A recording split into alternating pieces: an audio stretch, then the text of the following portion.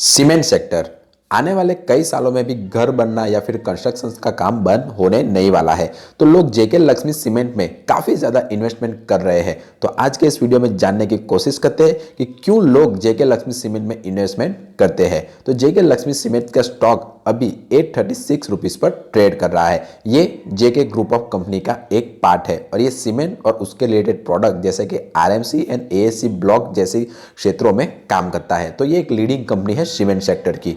अब हम इस कंपनी की कुछ बेसिक डिटेल्स जान लेते हैं। तो इसका मार्केट कैप है 9,833 करोड़ रुपीस के आसपास। यानी कि अगर आपको जेके लक्ष्मी सीमेंट जैसी कंपनी 2025 में अगर खड़ी करनी हो तो 9,833 करोड़ रुपीस आपको लगेंगे। करंटली इस स्टॉक का प्राइस 836 रुपीज़ चल रहा है। इसने हाई 1000 रुपीज़ का लगाया हुआ है और इसने लो 685 रुपीज़ का लगाया हुआ है। स्टॉक का P/E रेशियो 28.2 है। यानी कि लोग एक स्टॉक खरीदने के लिए 28 गुना ज़्यादा पैसे देने को भी तैयार है। इसकी बुक वैल्यू 276 रुपीज़ के आसपास है और ये स्टॉक की ये एक अच्छी बात है कि ये अपने इन्वेस्टरों को 0.78% का डिविडेंड यील्ड हर साल देता है। यानी कि किसी को अगर ईयरली रिकरिंग इनकम कमानी हो या फिर पैसिव इनकम कमानी हो तो इस तरह के स्टॉक में निवेश करने के बारे में सोच सकते हैं।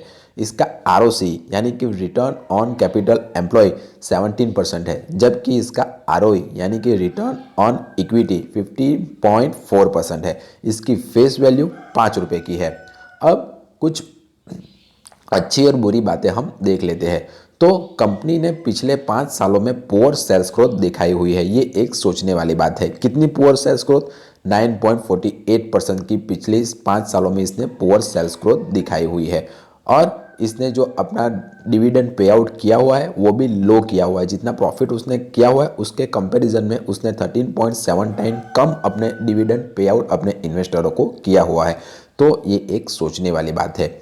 अब हम पीयर कंपैरिजन करते हैं, यानी कि इसकी कॉम्पिटिटर कंपनियों की लिस्ट में अगर देखते हैं तो UltraTech cement, Ambuja cement, Shree cement, ACC, Nuvoco Vista, JK Lakshmi cement और जेके सीमेंट जैसी कंपनियां इसकी कॉम्पिटिटर कंपनियों की लिस्ट में आती है। इसकी सेल्स ग्रोथ अगर देखें तो आप देख ही सकते हो कि जून के क्वार्टर में इसने 1564 करोड़ की सेल्स ग्रोथ की हुई थी, जो सितंबर में घटकर 1234 करोड़ रुपीस के आसपास पहुंच गई।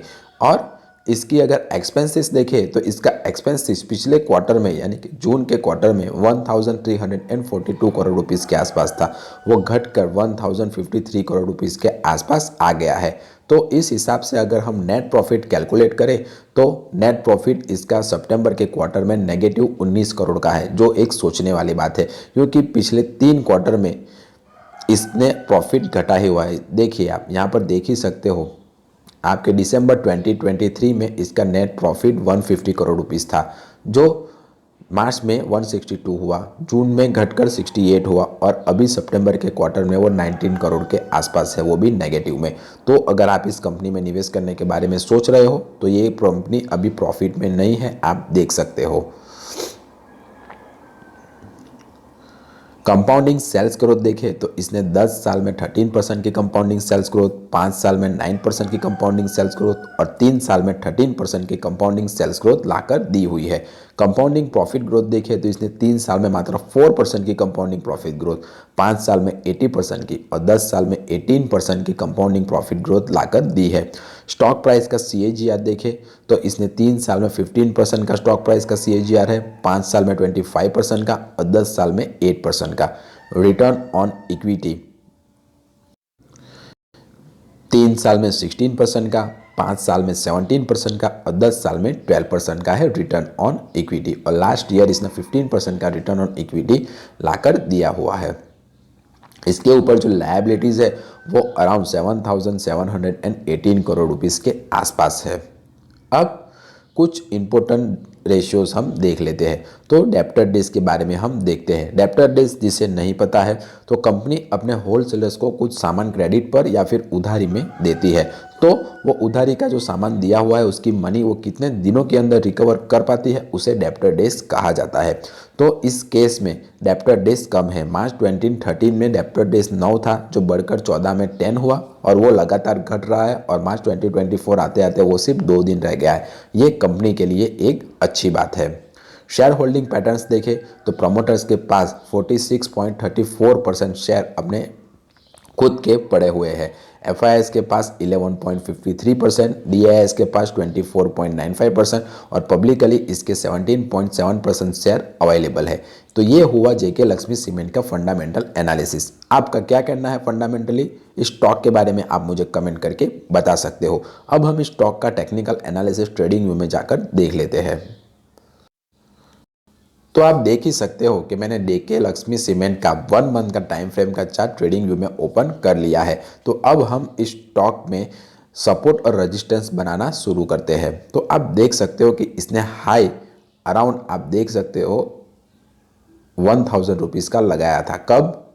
आप देखिए 1 फरवरी 2024 को। उसके बाद ये लगातार नीचे गिर रहा है और गिरते गिरते इसने यहाँ पर एक सपोर्ट बनाया। आप देखिए यहाँ पर आसपास 683 रुपीज़ के आसपास, और ये सपोर्ट उसने यहाँ पर कैसे बनाया।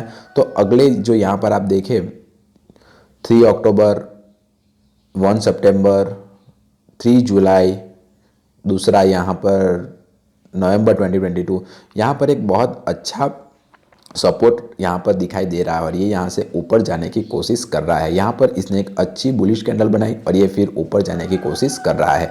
अगर इसने 683 का लेवल तोड़ा, ब्रेक किया, तो ये अराउंड आप देख ही सकते हो यहाँ तक आ सकता है। कहाँ तक? पहला 611 तक आ सकता है और उसके बाद ये अगर हम इसने भी ये सपोर्ट भी अगर तोड़ा तो ये अराउंड आप पकड़ के चलिए 388 रुपीज़ तक भी आ रहा है, आ सकता है। तो अभी ये स्टॉक में निवेश करने का सही टाइम मेरे हिसाब से तो नहीं माना जाएगा।